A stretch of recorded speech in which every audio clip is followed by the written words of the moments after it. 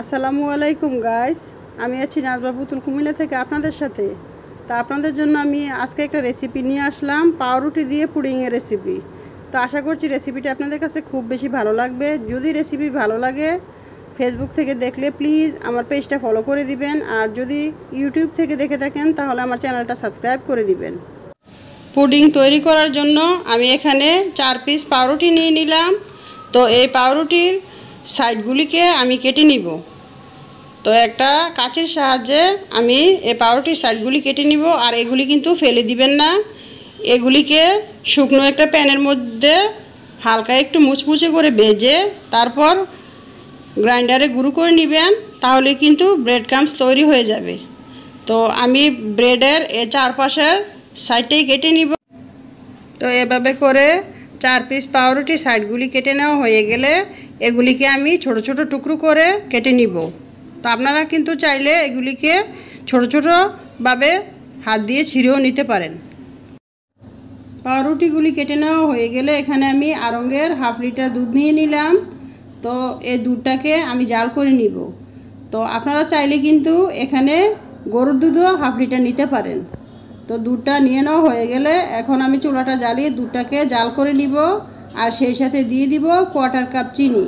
তো আপনারা যদি মিষ্টি খুব বেশি খেতে পছন্দ করেন সেই ক্ষেত্রে এখানে আরও 2 টেবিল চামচ চিনি দিয়ে দিতে পারেন। তো চিনিটা দেওয়া হয়ে গেলে আমি একটা চামচের সাহায্যে চুলার আঁচটাকে মিডিয়ামে রেখে নাড়াচাড়া করে দুধটাকে জাল করে নিব। যখন দুধের মধ্যে বলক চলে আসবে তখন চুলার আঁচটাকে মিডিয়াম আর লোয়ের মাঝামাঝি করে রেখে দুধটাকে জাল করে কিছুটা আমি কমিয়ে নিব। তো এখানে 3 ভাগের 2 ভাগ দুধ থাকবে, আর 1 ভাগের মতো আমি জাল করে কমিয়ে নিব। তো কিছুক্ষণ জাল দেওয়ার পর দুধটা দেখবেন যে ঘন হয়ে আসবে, তখনই দুধটা নামিয়ে নিতে হবে। দেখুন আমি চামচের সাহায্যে দুধটাকে উঠিয়ে আপনাদেরকে দেখিয়ে দিচ্ছি আমি কতটা ঘন করে নিলাম। তো এর থেকে বেশি ঘন করার কোনো প্রয়োজন নাই। তো দুধটা এখন আমি নামিয়ে নিব। দুধটা নামিয়ে এনে এই গরম দুধের মধ্যে আমি টুকরো করে রাখা পাউরুটিগুলি দিয়ে দিব। দিয়ে চামচের সাহায্যে নাড়াচাড়া করে আমি এই দুধের মধ্যে পাউরুটিগুলি মিশিয়ে দিব। তো মিশিয়ে দেওয়া হয়ে গেলে আমি চুলায় একটা প্যান বসিয়ে দিলাম ক্যারামেল তৈরি করার জন্য। তো এই প্যানের মধ্যে আমি দিয়ে দিব 1/4 কাপ চিনি। তো চিনিটা এভাবে একটু সরিয়ে দিতে হবে। এখানে আমি পানি দিব না, পানি ছাড়াই ক্যারামেলটা তৈরি করে নিব। তো আপনারা যদি পানি ছাড়া ক্যারামেল তৈরি করতে না পারেন সেই ক্ষেত্রে এখানে 2 টেবিল চামচ পানি দিয়ে দিতে পারেন। তো চুলার আঁচটাকে মিডিয়ামে রেখে চিনিটা এভাবে দিয়ে রাখলে প্যানের মধ্যে এটা কিন্তু আস্তে আস্তে গলতে শুরু করবে। তো দেখুন চিনিটা আমার গলতে শুরু করেছে। তো এখন প্যানের হাতল দুইটাকে ধরে আমি একটু নাড়াচাড়া করে দিলাম যাতে সবটা চিনি গলে যায়। তো দেখুন পুরো চিনিটাই কিন্তু গলে গেছে। এখন আমি একটা স্প্যাচুলারের সাহায্যে আমি যেমন কালার করতে চাচ্ছি সেরকম কালারটা করে নিব। তো দেখুন এর থেকে বেশি আর কালার করব না, তাহলে কিন্তু এটা তিতা লাগবে। তো এখন আমি চুলাটা অফ করে যেই বাটির মধ্যে আমি পুডিংটা সেট করব সেই বাটির মধ্যে আমি ক্যারামেলটা নিয়ে নিব।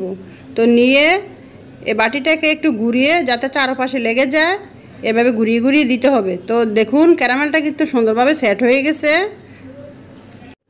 তো এখন আমি এটা একপাশে রেখে দিব ঠান্ডা হওয়ার জন্য। তো একটা মিক্সিং বোল নিয়ে নিলাম, আর এই বোলের মধ্যে আমি 4টা ডিম ভেঙে নিলাম স্বাভাবিক তাপমাত্রা। তো আপনাদের ডিম যদি ফ্রিজে থাকে সেই ক্ষেত্রে কিন্তু 1 ঘন্টা আগে ডিমটা ফ্রিজ থেকে নামিয়ে রাখবেন। তো ডিম 4টা নিয়ে নেওয়া হয়ে গেলে এখানে আমি দিয়ে দিব 1 চা চামচ ভ্যানিলা এসেন্স, আর দিয়ে দিব 1 চিমটি লবণ। একটা হ্যান্ড উইক্সের সাহায্যে ডিমটাকে আমি খুব ভালোভাবে ফেটিয়ে নিব। তো ডিমগুলি আমার খুব ভালোভাবে ফেটানো হয়ে গেছে। এখন আমরা যে পাউরুটি গরম দুধের মধ্যে ভিজিয়ে রেখেছি, তো দেখুন ওই পাউরুটিটা কিন্তু এই দুধের মধ্যে ভিজিয়ে রাখার কারণে অনেকটাই নরম হয়ে গেছে, আর দুধটাও আমাদের ঠান্ডা হয়ে গেছে। তো এখন আমি একটা ব্লেন্ডার জগ নিয়ে নিলাম, আর এই জগের মধ্যে এই দুধ আর পাউরুটির মিশ্রণটা দিয়ে দিব।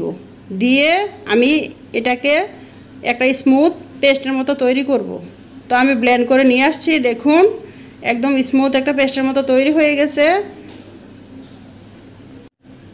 এখন আমি ফেটিয়ে রাখা ডিমের মধ্যে এই দুধ আর পাউরুটির মিশ্রণটা দিয়ে দিলাম। দিয়ে হ্যান্ড উইক্সের সাহায্যে খুব ভালোভাবে নাড়াচাড়া করে সব একসাথে মিশিয়ে দিলাম।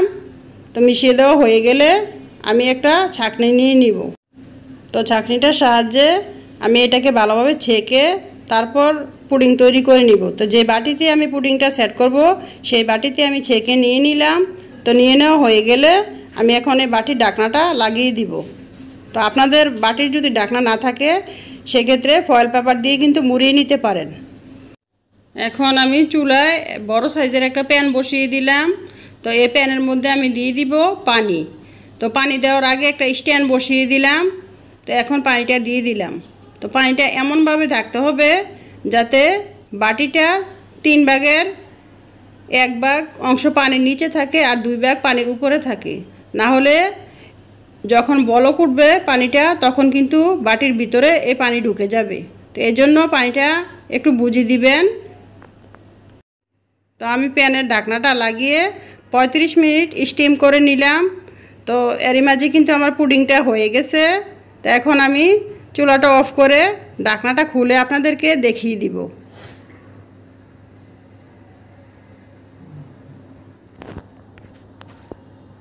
তো একটা কাঠির সাহায্যে এভাবে চেক করে নিলাম, কাঠিটা কিন্তু আমার ক্লিন আসছে। তো দেখুন আমার পুডিংটা হয়ে গেছে।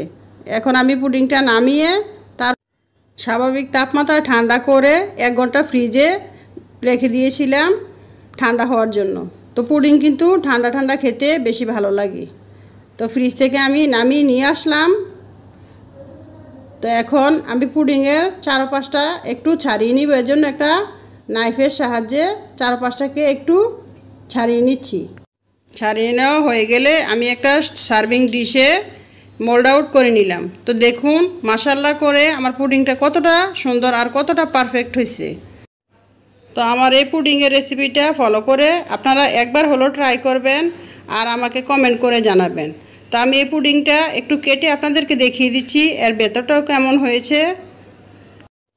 তো আমি আশা করছি আমার আজকের এই পুডিংয়ের রেসিপিটাও আপনাদের কাছে সহজ আর ভালো লেগেছে। যদি ভালো লেগে থাকে তাহলে প্লিজ আমার চ্যানেলটা সাবস্ক্রাইব করবেন, লাইক, কমেন্ট এবং শেয়ার করবেন। আল্লাহ হাফেজ।